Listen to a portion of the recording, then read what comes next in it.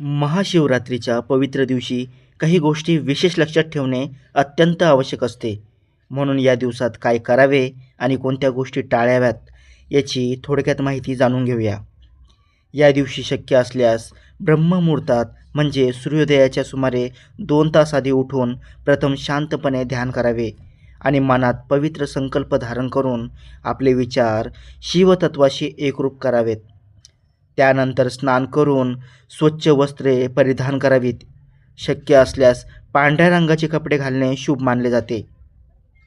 स्नानाच्या पाण्यात गंगाजल, पंचगव्य किंवा उपलब्ध असल्यास थोडे गोमूत्र मिसळून स्नान करणेही पवित्र मानले जाते.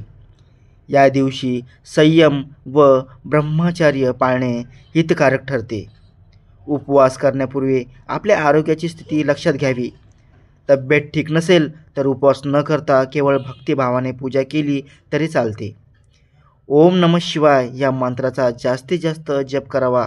तसेच शिवस्तुती, शिवाष्टक यासारखी स्तोत्रे दिवसभर म्हणावीत.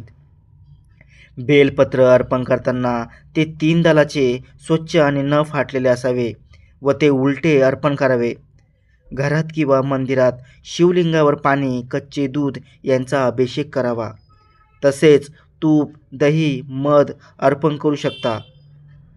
धोत्र्याची फुले, पांढरे फुले, बेलपत्र, चंदन आणि गुलाल अर्पण करून निशितकाल व 4ही प्रहरात भक्तिभावाने प्रार्थना करावी.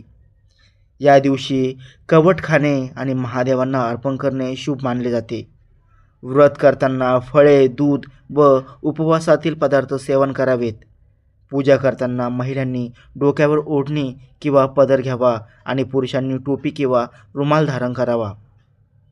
आता या दिवशी कोणत्या चुका टाळाव्यात हे पुढे पाहूया.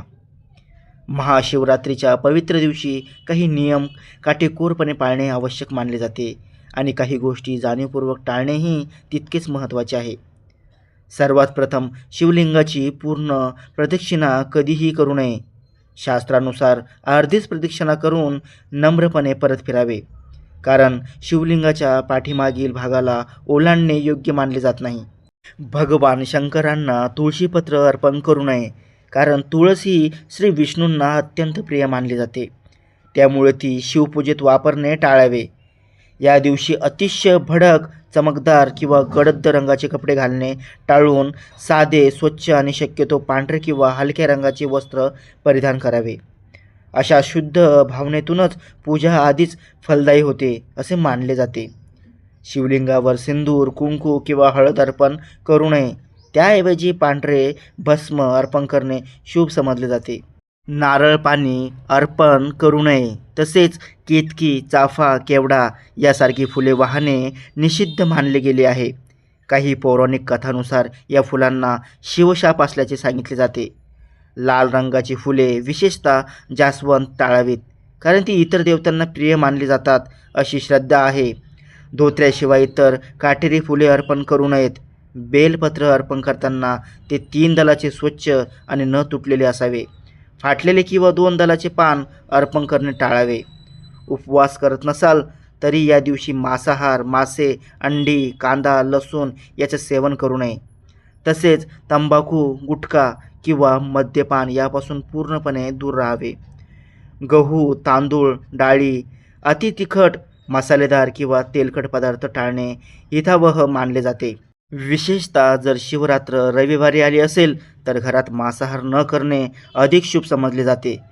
या सर्व नियमांचे श्रद्धेने पालन केल्यास व्रताचे पुण्य अधिक प्राप्त होते आणि केलेली साधना सार्थकी लागते अशी भक्तांची धारणा आहे. म्हणूनच शिवरात्रीच्या दिवशी शुद्ध आचार, विचार, संयम आणि भक्तिभाव राखणे अत्यंत आवश्यक आहे.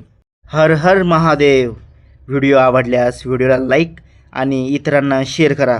कमेंट बॉक्समध्ये हर हर महादेव नक्की लिहा. धन्यवाद.